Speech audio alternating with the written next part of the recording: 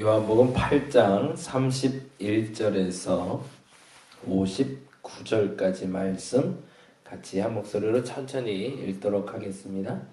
그러므로 예수께서 자기를 믿은 유대인들에게 이르시되 너희가 내 말에 거하면 참으로 내 제자가 되고 진리를 알지니 진리가 너희를 자유롭게 하리라.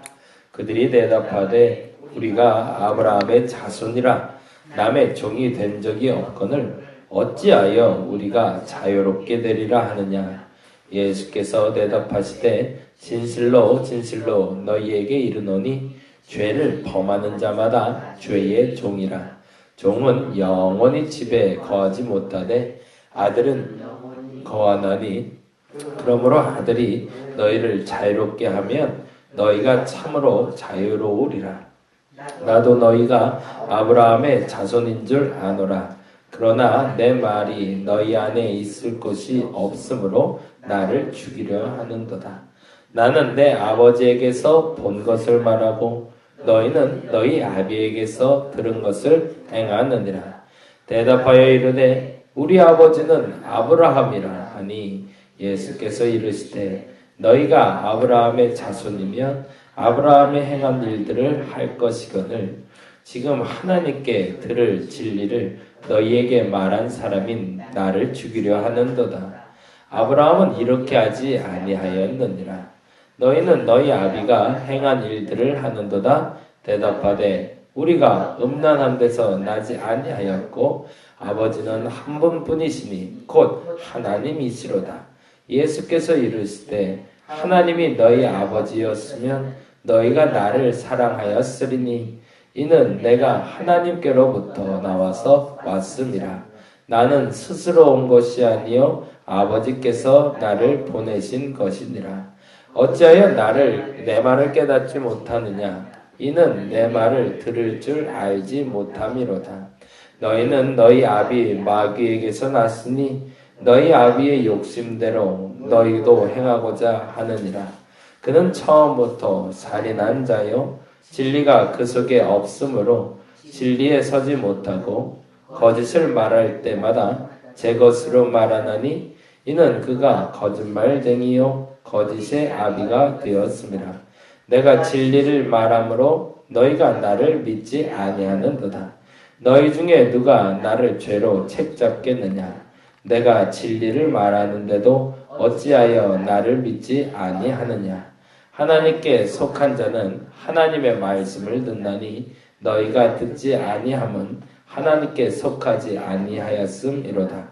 유대인들이 대답하여 이르되 우리가 너를 사마리아 사람이라 또는 귀신이 들렸다 하는 말이 옳지 아니하냐. 예수께서 대답하시되 나는 귀신 들린 것이 아니라 오직 내 아버지를 공경함이거늘 너희가 나를 무시하는도다. 나는 내 영광을 구하지 아니하나 구하고 판단하시는 이가 계시니라. 진실로 진실로 너희에게 이르노니 사람이 내 말을 지키면 영원히 죽음을 보지 아니하리라. 유대인들이 이르되 지금 내가 귀신 들린 줄을 아노라. 아브라함과 선지자들도 죽었거늘 내 말은 사람이 내 말을 지키면 영원히 죽음을 맛보지 아니하리라 하니 너는 이미 죽은 우리 조상 아브라함보다 크냐? 또 선지자들도 죽었거늘 너는 너를 누구라 하느냐? 예수께서 대답하시되 내가 내게 영광을 돌리면 내 영광이 아무것도 아니거니와 내게 영광을 돌리시는 이는 내 아버지시니 곧 너희가 너희 하나님이라 칭하는 그 이시라. 너희는 그를 알지 못하되 나는 아노니 만일 내가 알지 못한다 하면 나도 너희같이 거짓말쟁이가 되리라. 나는 그를 알고 또 그의 말씀을 지키노라. 너희 조상 아브라함은 나의 때 볼 것을 즐거워하다가 보고 기뻐하였느니라. 유대인들이 이르되 내가 아직 50세도 못 되었는데 아브라함을 보았느냐? 예수께서 이르시되 진실로 진실로 너희에게 이르노니 아브라함이 나기 전부터 내가 있느니라 하시니 그들이 돌을 들어 치려 하거늘 예수께서 숨어 성전에서 나가시니라. 아멘. 참 재밌죠. 어제 말씀에 29절 30절 볼 때는 나를 보내신 이가 나와 함께 하시도다. 나와 항상 그가 기뻐하시는 일을 행함으로 나를 혼자 두지 아니하셨느니라 라고 얘기할 때 이 말씀을 하심에 많은 사람이 믿더라 라고 했는데 58절에 예수께서 이르시되 진실로 진실로 너희에게 이르노니 아브라함이 나기 전부터 내가 있느니라 하시니 그들이 돌을 들어 치려 하거늘 이라고 되어 있습니다. 같은 사람인데 그 같은 사람의 이해가 조금 다르죠. 오늘은 8장 32절 말씀을 중심으로 좀 이야기를 하려고 하는데요. 32절 말씀만 같이 한번 읽어볼까요? 진리를 알지니 진리가 너희를 자유롭게 하리라 라는 말씀을 가지고 같이 이야기를 하려고 합니다. 진리를 알면 자유를 얻게 됩니다. 그게 사실은 결론입니다. 근데 문제는 뭐냐면요. 우리가 이 부분에서 조금 이해를 해야 될 부분이 있는데 진리를 알면 자유롭게 되지만 진리를 알아서 자유롭게 되는데 필요한 조건이 있다는 겁니다. 그 가장 큰 조건은 뭐냐면 시간입니다. 안타깝게도 사람들이 진리를 알면 바로 자유롭게 될 걸로 아는데요. 진리를 알면 자유롭게 되는 데는 시간이 필요합니다. 그래서 저는 개인적으로 그 얘기를 많이 하는데 변화가 있고 성장이 있고 성숙이 있다라는 얘기를 해요. 그게 지금 말해도 되는 일인지 아닌지는 제가 잘 모르겠는데 어저께 목사님들하고요.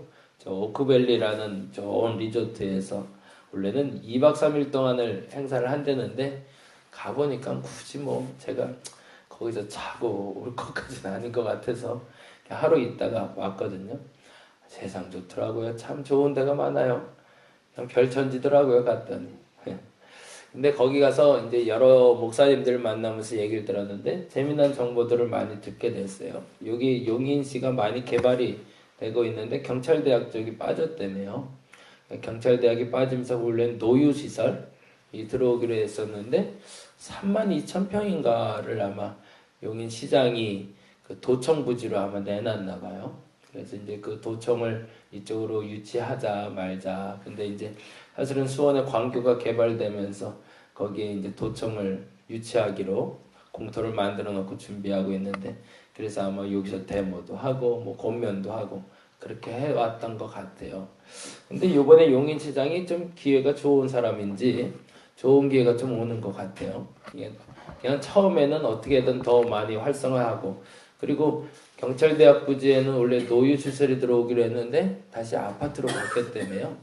그래서 아파트 부지로 다시 선정이 돼서 한 5,000세대 정도 아파트를 짓기로 아마 지금 정리가 수순이 돼가나 봅니다.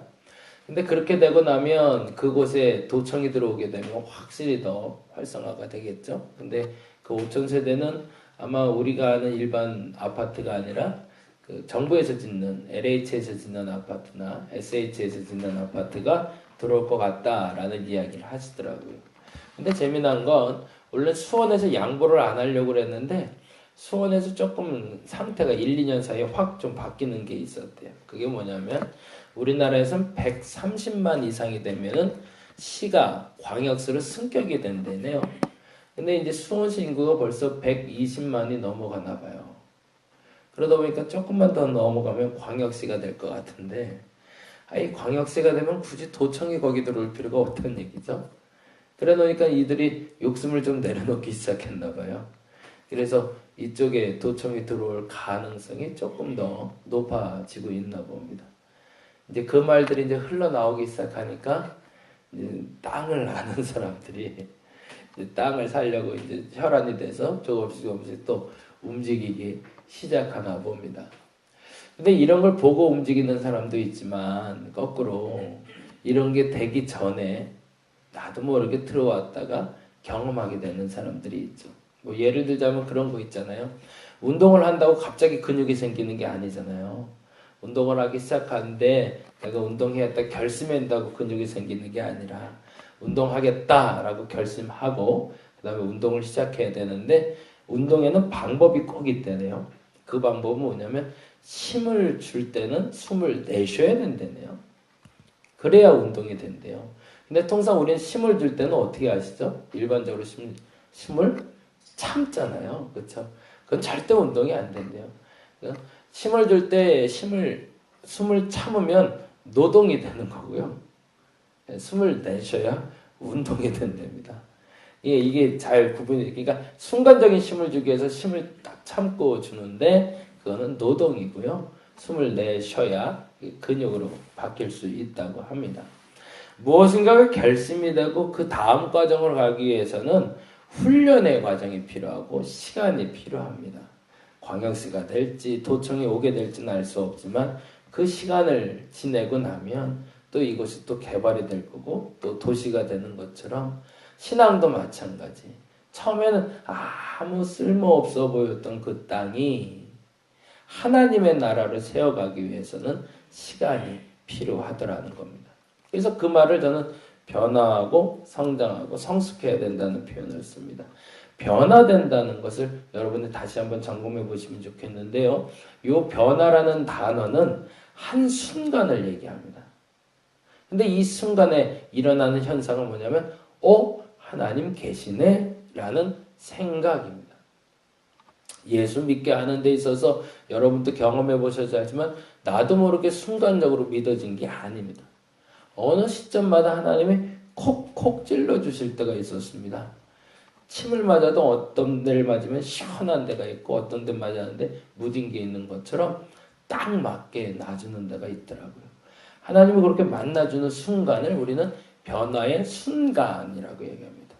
그것은 한 시점일 뿐이지 그것이 내 인생을 변화시키지는 않습니다. 변화의 순간이 있는데 그게 진리를 만나는 순간이죠. 근데 더 중요한 것은 그 시점을 만났을 때 내게 궁금증이 생기고 또 내게 훈련을 위해서 나아가는 그 과정이 필요한데 그걸 우리는 성장의 과정이라고 얘기를 해요. 근데 문제는 이 성장의 과정으로 가는 길이 그냥 평탄한 대로가 아니라 징검다리더라는 거죠. 그래서 신앙생활하다 자꾸 넘어지는 경우가 생기고 쓰러지는 경우가 생기는 이유는 이 길이 그냥 아무렇게나 가도 평탄한 길이 아니라 가다가 빠질 수 있는 함정 같은 것이 종종 존재하기 때문입니다. 그러니까 눈여겨서 잘 보고 건너가야 되는데 사실 그렇지를 못하는 거죠. 그러다 보니까 시험 들어서 빠져나가기 시작하고 시험 들어서 떠나기도 하고 그런 일들이 종종 발생합니다. 그래서 저는 개인적으로 시험을 한번 드는 것도 나쁘지 않다라는 생각이 좀 들어요. 너무 오래 돌아갔다 오면 그 문제지만 그러나 그렇게 오래 돌아가지 않고 한번 빠졌다 오면 빠지지 말아야겠다는 걸 알게 되더라고요.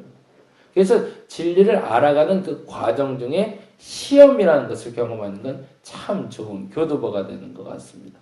그러나 그 징검다리를 다 건너고 나면 비로소 진리를 안다라는 단어가 있는데 이 알레세이아라고 쓰여 있는 이 진리는 우리가 사마리아 여인을 만나는 그 장면에서 나오게 됩니다. 이게 사실은 니고데모도 그랬고 그리고 예수께 찾아온 이들은 변화의 시점을 경험하긴 했지만 그들은 변화의 과정으로 가진 않잖아요. 성장의 과정으로 가지 않기 때문에 니고데모도 변화를 시점을 경험하지만 변화되지는 않습니다.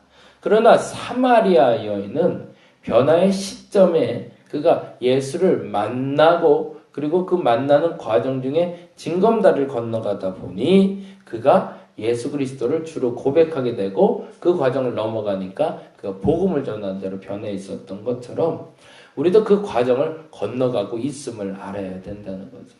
근데 더 중요한 건 사람들이 내가 지금 과정 중에 있는지 아니면 지금 그 과정을 건너가서 자유롭게 된 건지를 알지 못한다는 거고요.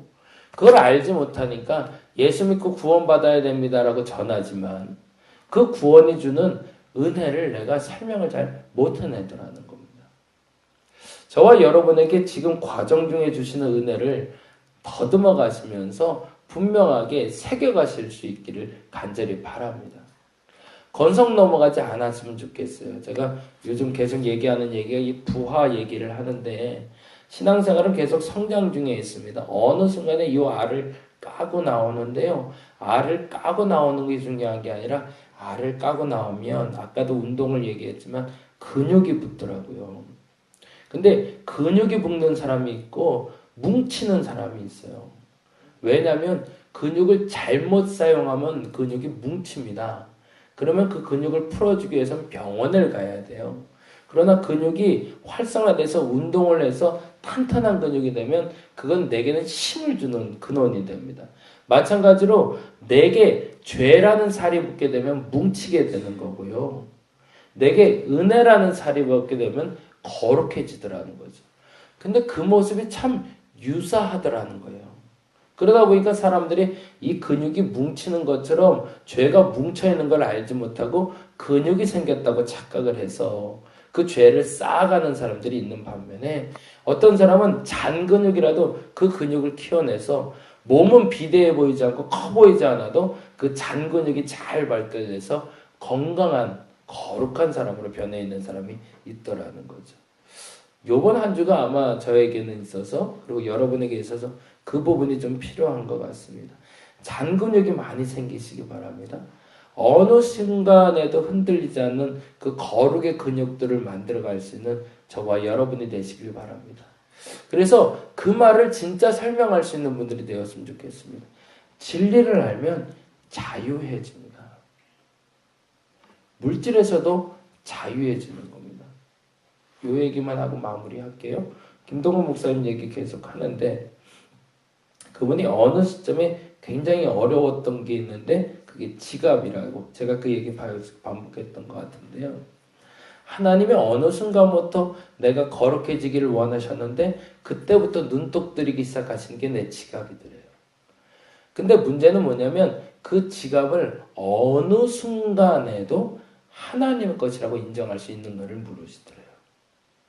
근데 그걸 넘어서니까 자유해지더라는 거죠. 여러분에게 마지막 넘어서지 못하는 그것이 어떤 것인지 아셔서 그것을 넘어서시기 바랍니다.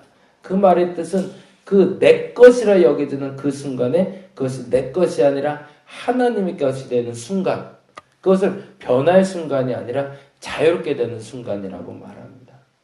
내게 가장 소중한 게 무엇인지 그것이 하나님 것이라 인정해서 그 성숙의 단계, 자유의 단계를 누릴 수 있는 저와 여러분이 되기를 간절히 바랍니다. 기도하겠습니다.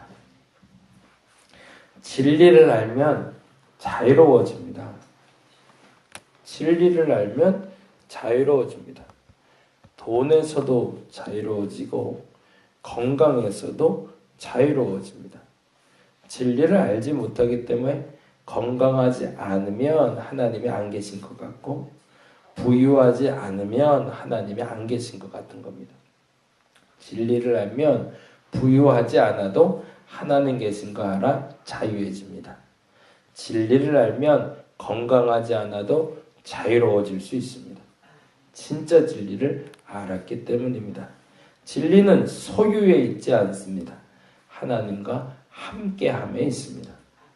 지금 이 시간에 내가 하나님 안에 있는 건지 내 욕심 안에 있는지 끊임없이 묻게 하여 주옵시고 내 안에 있었다면 빨리 뛰어나와 하나님 안에 안기게 하여 주시옵소서.